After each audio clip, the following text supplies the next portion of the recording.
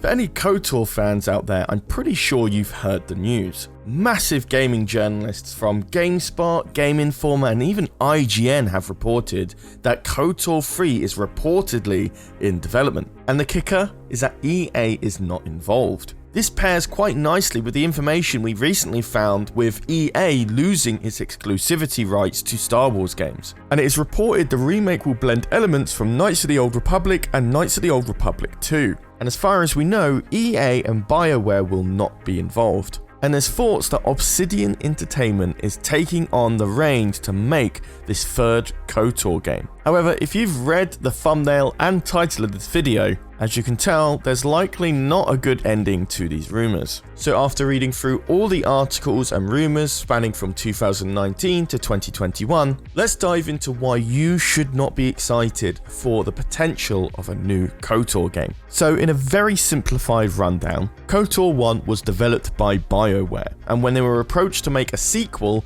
they declined to focus on their own IP like Dead Space and Mass Effect. Obsidian Entertainment took the reins to work on the sequel, and they managed to get it out in like under a year. Both these games sold incredibly well, and a KOTOR 3 was in development to finish off the trilogy. But when KOTOR 2 released on the 6th of December 2004, we heard absolutely nothing since then. And to make things worse, EA signed a contract with Disney, who had just recently brought the Star Wars franchise, that would put them into 10 years of exclusivity for Star Wars games. And after that was the final nail in the coffin. There was likely to be no more KOTOR games after that. For some, it was pretty devastating news. KOTOR is a massive cult classic among many Star Wars fans. We've covered a lot about KOTOR on this channel, even some of the amazing fan games people have made, which funny enough don't exist anymore after Disney slammed them all down with cease and desists. Seriously, if you think I'm joking, check out the KOTOR 1 remake fan project. They were so close to completion, but then had to shut down the entire thing. I'll link that video in the top right corner in the info card or in the pinned comment down below. But now that we've finished with the history lesson, let's look at the current facts that we've recently found out in 2021. In a podcast by Best Bin Bulletin, the podcast alleges to a brand new Star Wars Knights of the Old Republic game.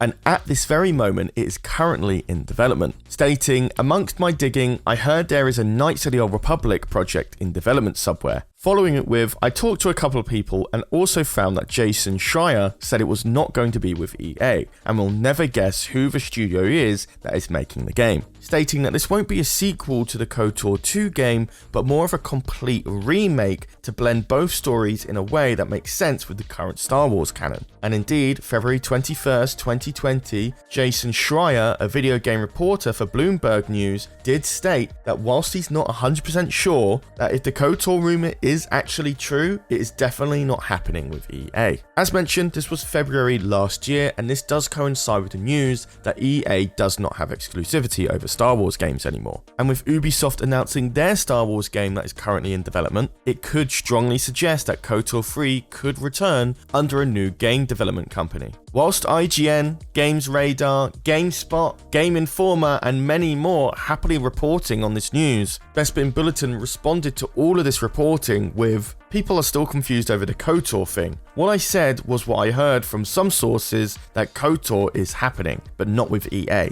That's it. That's the scoop. Anything else I said on the pod was pure speculation." But that's the thing, speculation has been a very strong theme for KOTOR games. It was only a year and a bit ago that there was a report that the Star Wars Knights of the Old Republic was getting a movie adaptation and possibly a game to boot. This was reported by BuzzFeed after Kathleen Kennedy, president of Lucasfilm, told reporters that there's an adaptation of KOTOR being looked at. But then BuzzFeed's report stated that the project was currently in development. But as the months went by, we realized that that news wasn't necessarily accurate. With Star Wars focusing so much on the High Republic era currently, it is very unlikely that they'll return back to the Old Republic anytime soon. Not to mention, a lot of the Old Republic falls under legend and not canon. We unfortunately don't know a lot about the era in canon, compared to Legends. And honestly, if they were going to make a new KOTOR game, they'd have to do something almost completely different. The High Republic gave us a bit of an insight of what the technology looked like in that era, and it's taken a very different stylized approach to what we've expected from the Old Republic and modern style. So even if the KOTOR game was in development, they'd have to make very significant changes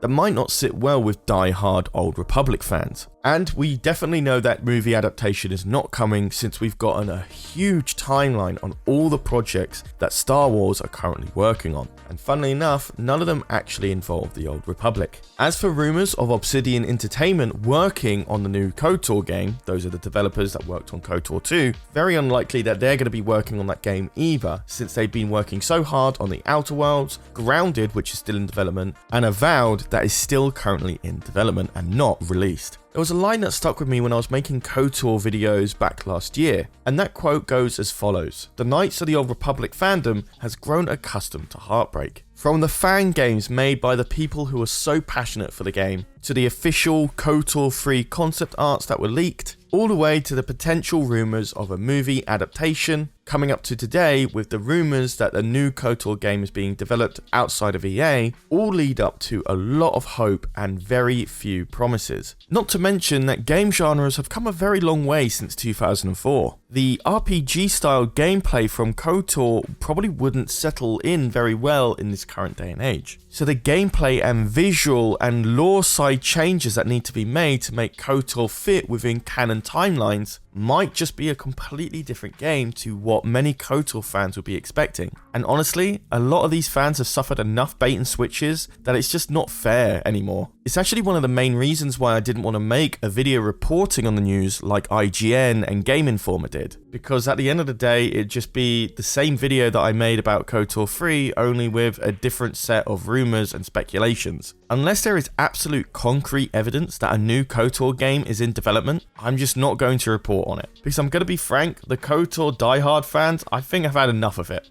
But what are your thoughts on all of the KOTOR news? Does it actually make you excited? Are you not bothered? Do you actually try to avoid the news so you don't get your hopes up? Or are you completely done with the rumours and you just don't believe any of it? That's actually going to be my question of the day for you. So let me know your answers, thoughts and opinions down in the comments section below. I'll read all of them and try to get back to some of you as well. But that does bring me to the end of the video. Just before we wrap up, our January newsletter for EcksToo has just been released. In that newsletter, we discuss everything that we want to be doing for EcksToo in 2021 and a few more tidbits here and there. So if you want to get in on that newsletter and all the ones previous to that, why not become a member of our Patreon? There you can get more than just newsletter goodies. You can get extra videos that will never be public on the EcksToo channel, and even some really cool physical rewards. But if Patreon's not your thing, you can hit that join button just next to our subscribe button and become a channel member. You get the same rewards, except you don't have to go through Patreon. How convenient is that? With that all said and done, I've been Charlie, you've been watching EcksToo, and I'll see you in the next video.